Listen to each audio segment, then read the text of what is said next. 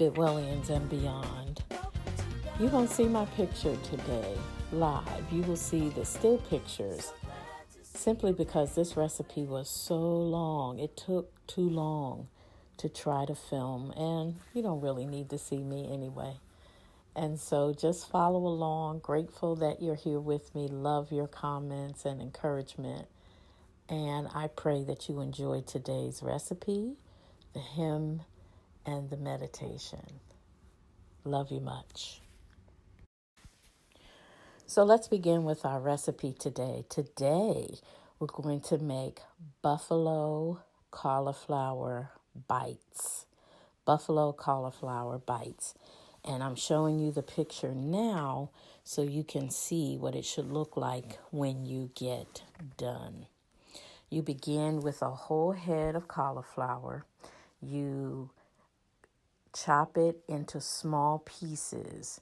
It's not too small, small enough to hold in your hand as you would buffalo chicken. But for this, here are all the ingredients you need.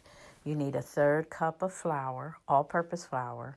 You need a teaspoon of paprika, 2 teaspoons of garlic powder, 1 teaspoon of salt, a 1/2 teaspoon of pepper, a 3/4 cup of milk or milk alternative. I use for our Daniel fast, I use almond milk. And then in a separate bowl, you have your buffalo sauce. I always make my own. And so I use a 1/4 cup of hot sauce, any kind of hot sauce you're used to. And I use an equal 1/2 cup of butter alternative. You know, I use the olive oil butter spread. It melts very well. And so I also use 2 tablespoons of vegetable oil, or during the Daniel fast, I use olive oil, and a tablespoon of honey. And so you're going to put the buffalo sauce ingredients aside, which is the buffalo sauce, is the hot sauce, the butter, the vegetable oil, and the honey. And then you're going to use all the other dry ingredients with your milk alternative in a separate bowl. So after you wash the cauliflower head, dry it, get as much water out of it as you can. Put your oven on 450. That's high, but you need it high. Put it on 450. Cut the cauliflower head. Cut off as much of the stems as you can, and you'll see the pieces. On my cutting board, you can see what size pieces I normally use. It makes a difference because the cauliflower will cook thoroughly if you have all of the same size pieces, as much as possibly can. Different size pieces will cook differently, and so you want to keep them kind of uniform. After you cut them and you mix all of the dry ingredients with the milk, it makes a paste. And you can see in my picture the paste that it makes. You want it that way. You don't want it dripping. You want it to coat and cling to those cauliflower pieces. So you put your pieces of cauliflower into that thick sauce. And you got to turn it around, swish it. It's not easy. Take a piece of parchment paper, line your baking sheet, and then as you dredge each piece, put it on the plate, not on top of each other. Give it a little bit of space again so it can cook all the way around.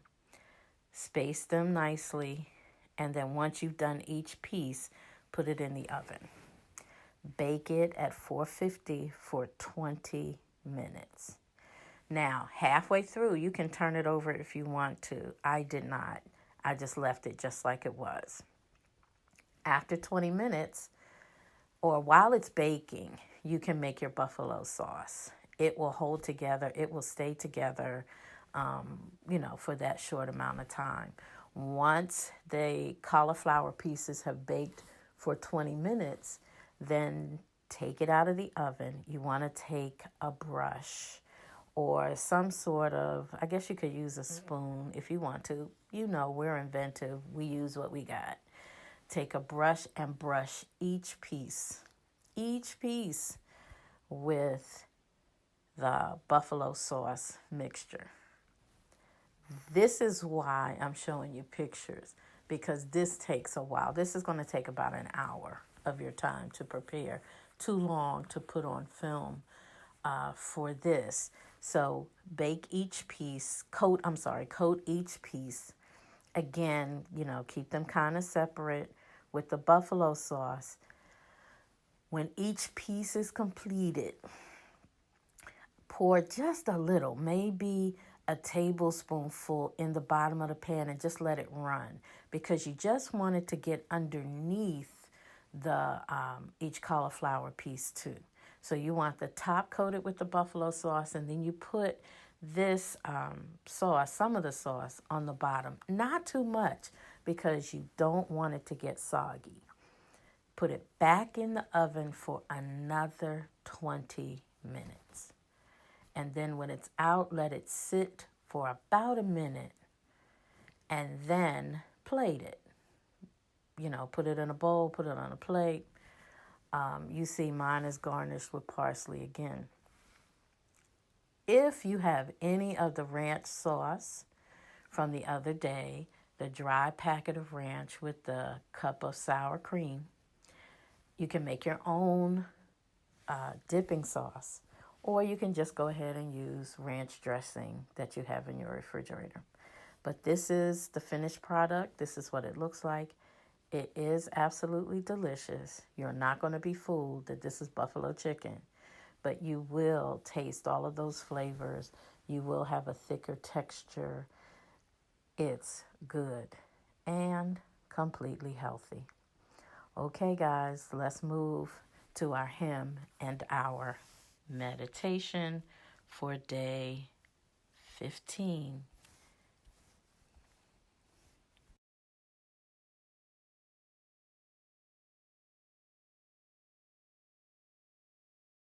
Take me to the King.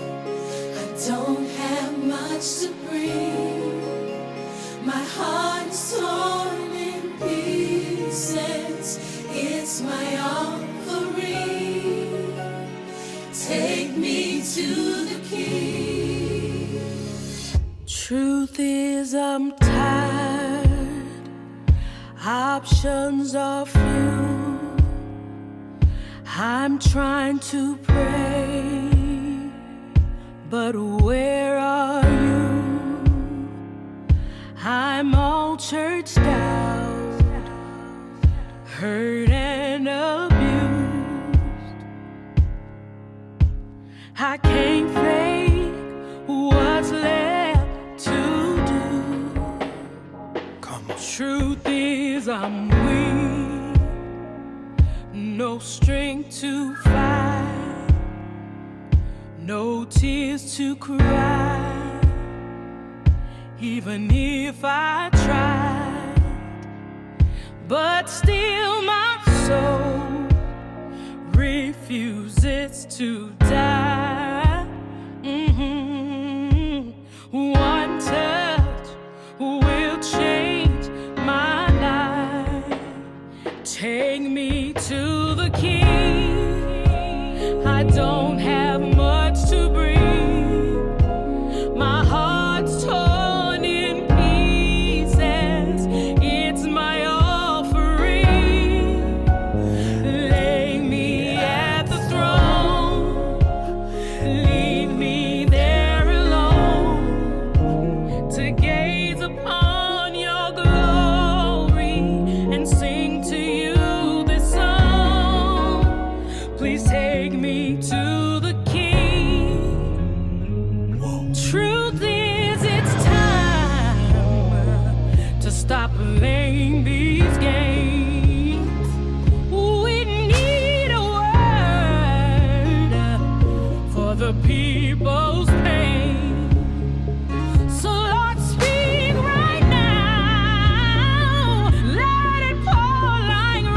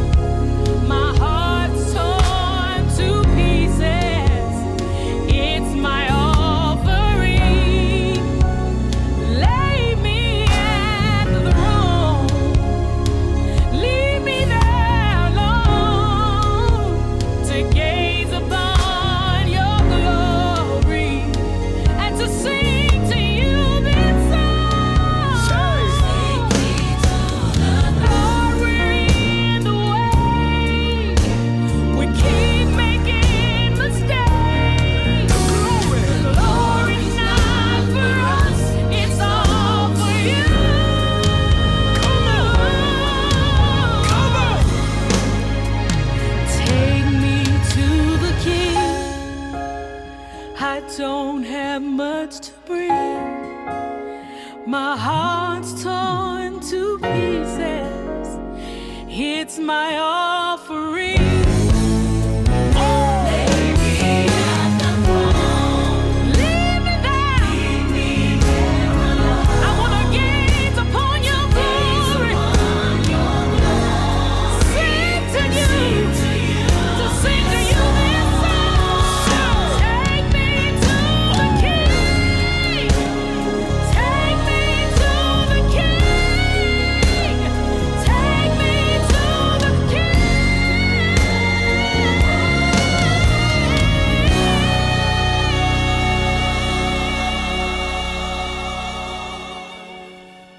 Let's begin our meditation.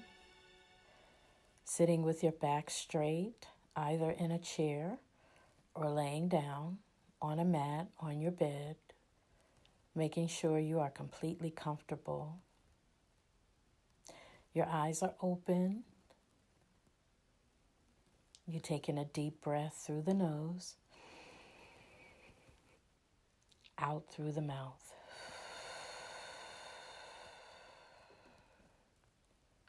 Deep breath in through the nose, out through the mouth.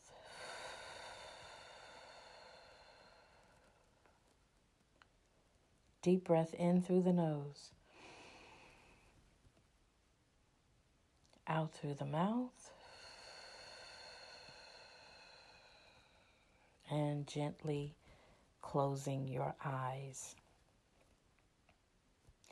Remember to give yourself a break if your thoughts should wander. As soon as you recognize that has happened, just bring your attention back to the breath. Remember, these meditations are up on YouTube forever. So whatever you miss, you can always go back and catch. So don't worry. Don't get frustrated. That defeats the purpose of meditation. Don't feel like you have to achieve perfection. And so you should, by now, have a normal breathing pattern. Take note of it. Notice your chest rising and falling, or your stomach rising and falling. Imagine your lungs expanding and contracting. Just being appreciative for the gift of breath.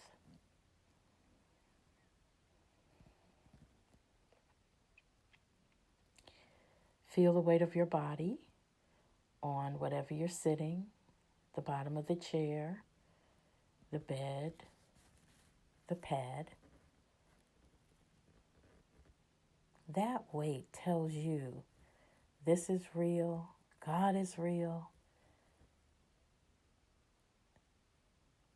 You have weight and you have matter. You matter.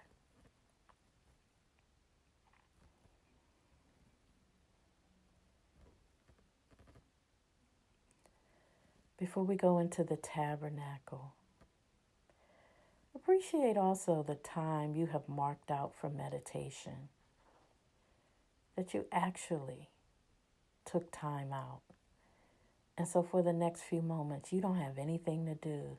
You don't have to answer a phone. You don't have to answer a door. You don't have to listen out for anybody. This is you and God, and how great and wonderful you are to have just taken a little bit of time for just you.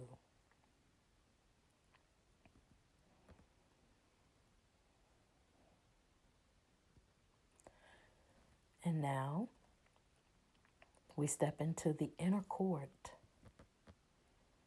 and you can feel that light. That light is just with you all the time, bathing you from your head down through your face, through your neck, your shoulders, your arms, your hands, your fingers, your chest, your midsection, your legs, your knees, your lower legs, ankles, feet, and toes, literally light from the crown of your head to the soles of your feet, including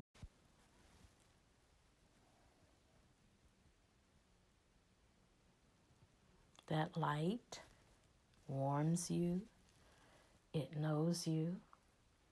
There's nothing you can hide inside or out, and still envelops you with love. And so standing in front of the lampstand, you have done all 7 lights. You have done regrets, surrender. You have heard a song from the Lord. You have been declared complete and perfect. You have experienced the light that connects.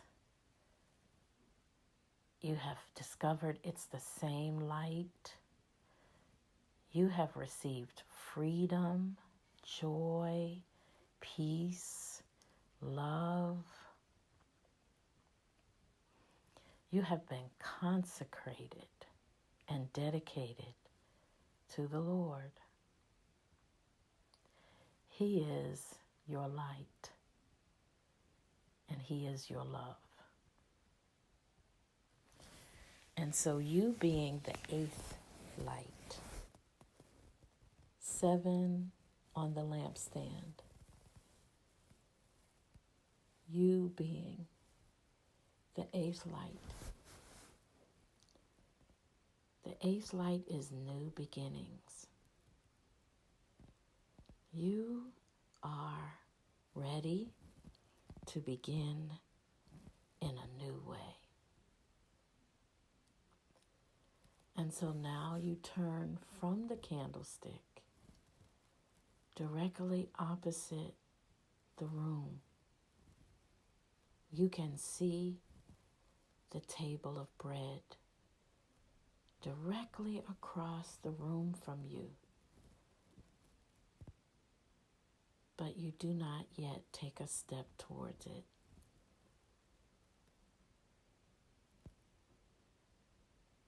You are just experiencing the completeness of the candlestick and the idea of beginning a new way.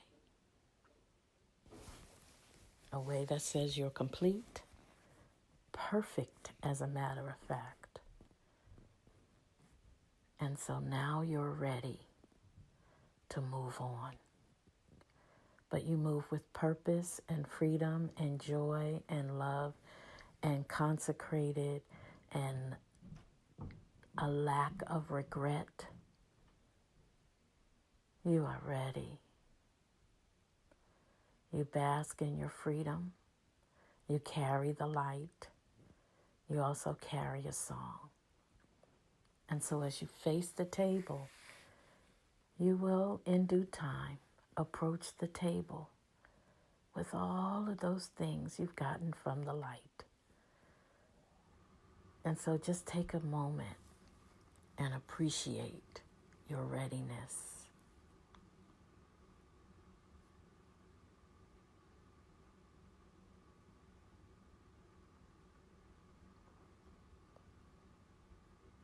We bless God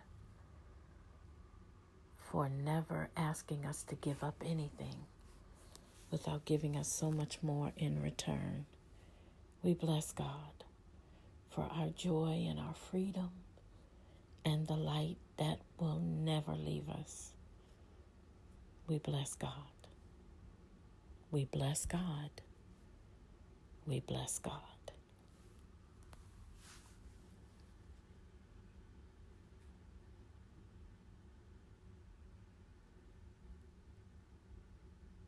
And so now we return to the breath, breathing in deeply through the nose, breathing out through the mouth. Deep breath in through the nose, out through the mouth. Deep breath in through the nose,